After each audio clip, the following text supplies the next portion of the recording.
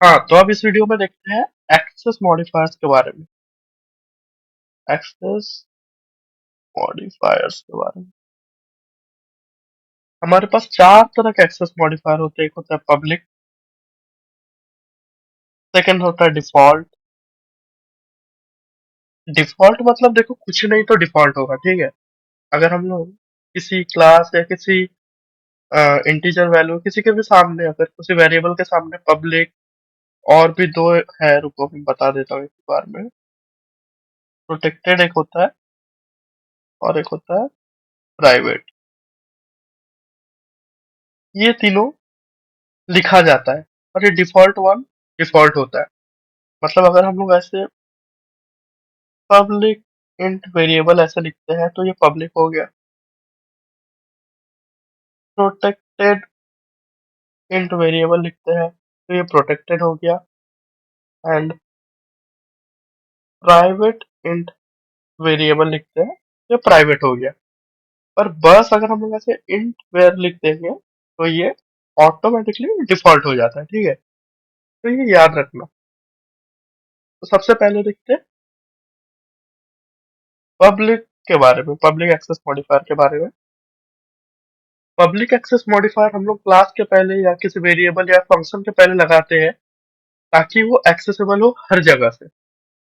सोचो आप एक फाइल में काम कर रहे हो, इसके अंदर आपका पब्लिक फंक्शन है, आपने कुछ लिखा है और ये कोई और क्लास है, ठीक है। क्लास में फाइल मान लेते हैं, कोई और फाइल है, फाइल ए और ये फाइल बी। आप इसको इसमें यूज कर सकते हो क्योंकि इसमें पब्लिक है, कोई रिस्ट्रिक्शन नहीं है, अलग फाइल में यूज कर सकते हो आराम से। अलग क्लासेस में भी आप यूज कर सकते हो, हर जगह यूज कर सकते हो। पब्लिक मतलब समझ लो कि हर जगह पब्लिक हो चुका है और आप हर जगह से इस फंक्शन को, ये फ्रेंड फंक्शन जो है, इसको एक्सेस कर सकते हो। पब्लिक का मतलब यही है। अब देखते हैं डिफॉल्ट के बारे में। डिफॉल्ट का एक्सेस लेवल होता है विद इन सेम फाइल और पैकेज। पैकेजेस के डिटेल में जाएंगे पर पैकेज अभी के लिए समझ लो कोई फाइल का बात हो रहा है, सेम फाइल। आपके पास एक फाइल है, फाइल डॉट जावा। अगर आपने कुछ भी मेंशन नहीं किया है सामने मॉडिफायर के, modifier like public private protected, तो वो डिफॉल्ट हो जाता है। और उस पैकेज या फाइल के अंदर आप उसको कहीं पर भी एक्सेस कर सकते हैं, ठीक है। इतना है डिफॉल्ट। फिर तीसरा है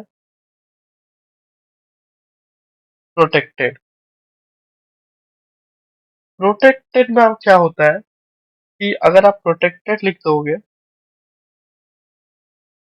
किसी वेरिएबल के सामने, क्लास के अंदर, क्लास ए के अंदर जो वेरिएबल है उसके सामने अगर आप प्रोटेक्टेड लिख दोगे तो क्या होगा, किसी और जो फाइल है उसमें आप उसको एक्सेस नहीं कर पाओगे, ठीक है। उसमें आप एक्सेस नहीं कर पाओगे। पर अगर आप एक सब क्लास बना रहे हो कि क्लास ऐसे करके सब क्लास बनाते हैं, क्लास डब्ल्यू एक्सटेंड्स ए, कोई और फाइल में आप सब क्लास बना रहे हो तो आप वेरिएबल को एक्सेस कर सकते हो विद इन दैट सब क्लास, ठीक है। और डायरेक्टली अगर आप ऑब्जेक्ट बना के कॉल करोगे तो डायरेक्टली आप कभी भी वो नहीं कर पाओगे, ठीक है। डायरेक्टली कभी भी आप प्रोटेक्टेड को एक्सेस नहीं कर पाओगे।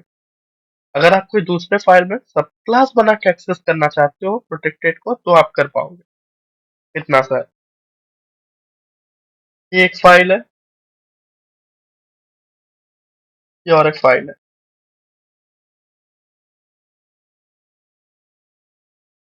प्रोटेक्टेड वेरिएबल है, आप इस सेम फाइल में तो एक्सेस कर ही सकते हो।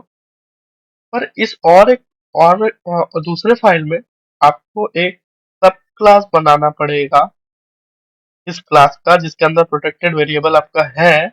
उसके अंदर आप प्रोटेक्टेड को यूज कर सकते हो, पर उसके बाहर आप नॉर्मल ऑब्जेक्ट बना के इस प्रोटेक्टेड को नहीं यूज कर सकते हो। इतना सा है प्रोटेक्टेड।